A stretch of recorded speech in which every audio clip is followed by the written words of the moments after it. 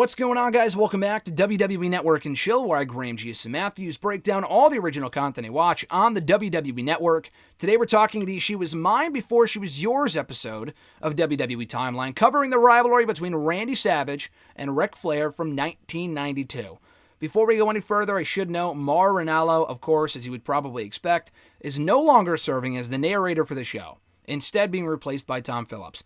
Tom Phillips is very good. I've always been a big Tom Phillips fan. Tom Phillips fan. That's a bit of a tongue twister. Say that 5 times fast. But Mauro Ranallo was always 10 times better, in my opinion. So it's a shame to see him go. I don't know if it's a case where Mauro already did the narration for all the episodes coming up, and they just dubbed it over with Tom Phillips because they're petty.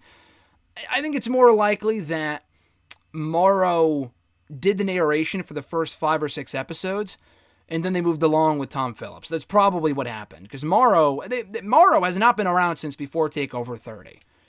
So it's very possible that they probably did those Timeline episodes, the first 4 or 5, with Mauro, and then they had to film more. They had to record more, so they went to Tom Phillips after it was revealed that Mauro had left.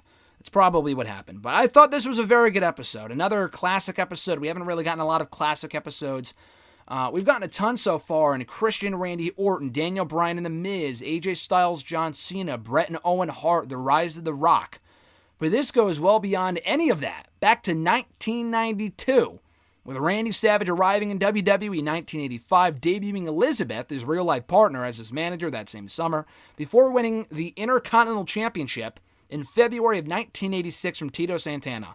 Went on to win the WWE Championship in 1988, and Tom Phillips talks about how both of them, Elizabeth and Macho Man both, went on to become big stars, reached the pinnacle of the industry together, before Savage, grew jealous, and that led to their split for a little while after WrestleMania 5.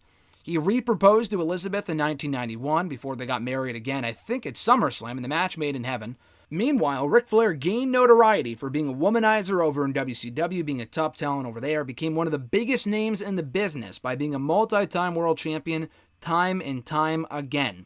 Flair ended up going to WWF in the fall of 1991, won the WWF Championship at Royal Rumble 1992, and wanted to prove he was the biggest star in the business.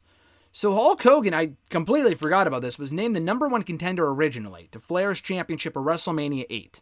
And that always seemed like the plan. Flair and Hogan seemed like a logical match to do at WrestleMania. It was the biggest match the company could do.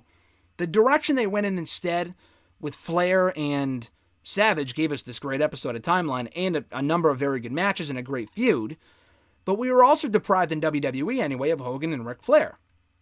So nonetheless, we ended up getting it in WCW. I think we ended up getting it on an episode of Raw in 2002, if I'm not mistaken. It wasn't 1992, but it was like 10 years later, but we ended up getting it nonetheless.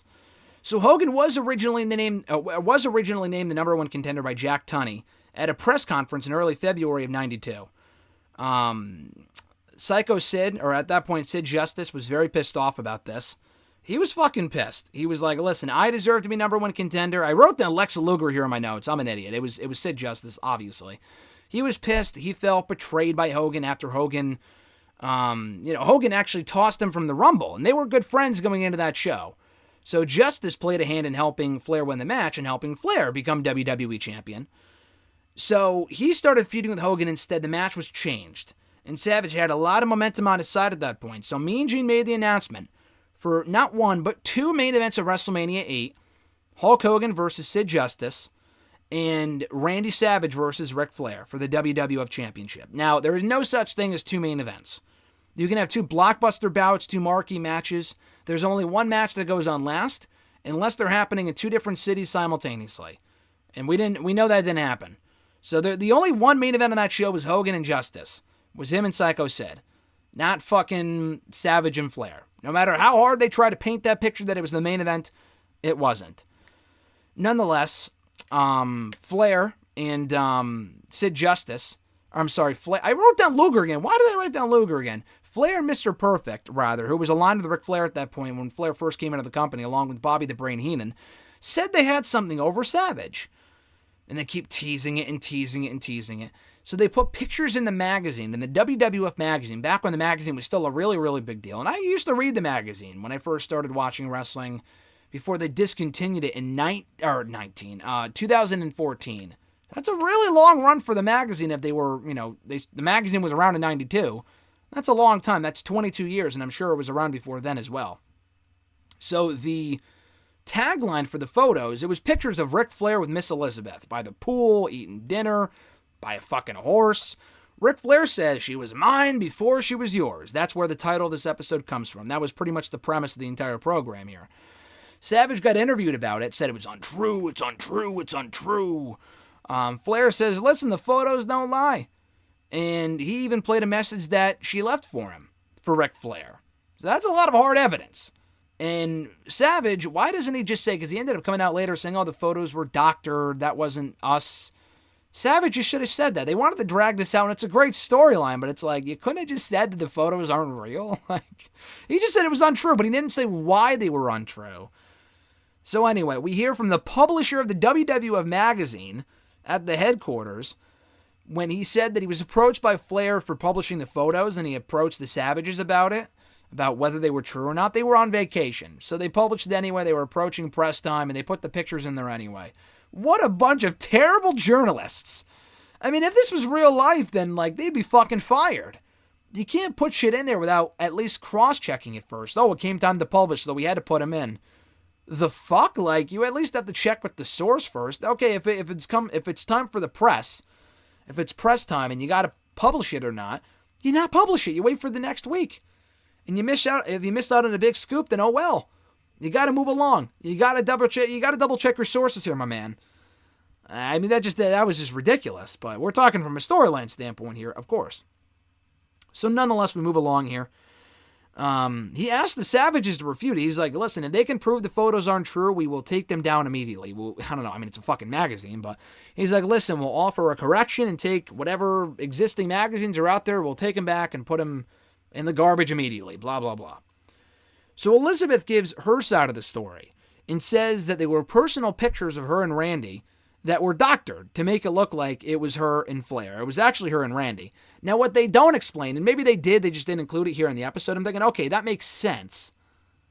But then how the fuck did Ric Flair, unless they did this amazing job photo editing, which I'm assuming they didn't because it's 1992, how the fuck did Ric Flair get onto their property to mimic these photos? Obviously, the Elizabeth part was fake because that was already a part of pictures with Randy.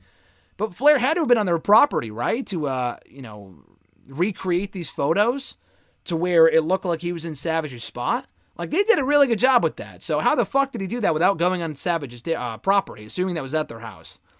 That didn't make a whole lot of sense. But it's wrestling, so whatever. She goes, oh, I couldn't believe that the magazine published those photos. Yeah, you think? They lost all their credibility at that point.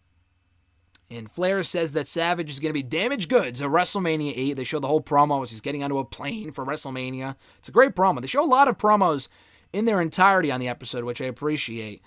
Tom Phillips mentioned how the WWF Championship actually took a back seat for Savage's quest for vengeance going into WrestleMania 8. And Elizabeth came down to help Savage beat Flair. I was going to say help him cheat, but actually Savage cheated on his own with a low blow or holding the tights or whatever. Elizabeth merely came down to counteract Mr. Perfect. So she didn't really help him cheat. He kind of cheated on his own. But nonetheless, he does beat Flair to become WWF champion. They both teased afterward in post-match promos that it wasn't over between them yet. And sure enough, it wasn't.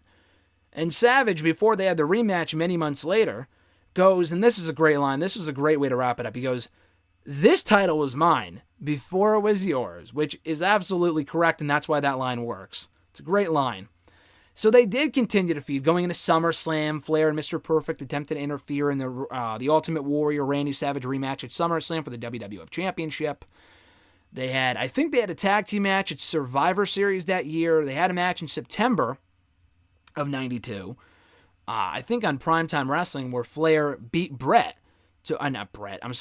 Savage to regain the WWF Championship. His reign did not last long.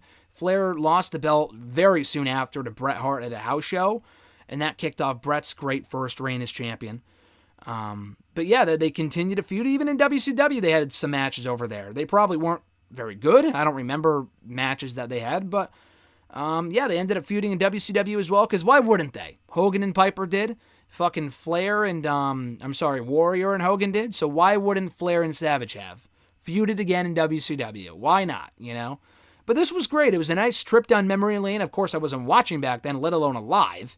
But it shines some light on a great feud in WWE that doesn't often get the credit it deserves. And I've said before, this show should be reserved for those underrated rivalries in WWE history. The Randy Orton and Christians of the world, the John Cena's AJ Styles, the Miz's and Daniel Bryan's, the feuds that don't get a lot of love or get a lot of attention, the Bret and Owen Hart feuds, like doing one on Stone Cold and Vince. We've seen it a million fucking times. The Rock one was a little different because it kind of covered his early years, not so much the stuff that he did with, Stone Cold and whatever and Mankind. That one was fine, as opposed to Bret and Shawn, or here it would have been Savage and Hogan or whatever. I feel like we've heard about those feuds a million times over. So I was really happy that they did something different, and they covered Ric Flair and Randy Savage. It was a shorter episode than usual at only 13 minutes or something along those lines. Not 13, I'm sorry, 30 minutes. It was a 30-minute episode, 31 minutes. But it flew by quick. It was a very enjoyable watch. Check it out right now on WWE Network. The She Was Mine Before She Was Yours episode of WWE Timeline. Check out all my other WWE Timeline reviews right here in the channel in the description box down below in the playlist for my WWE Timeline reviews, of course.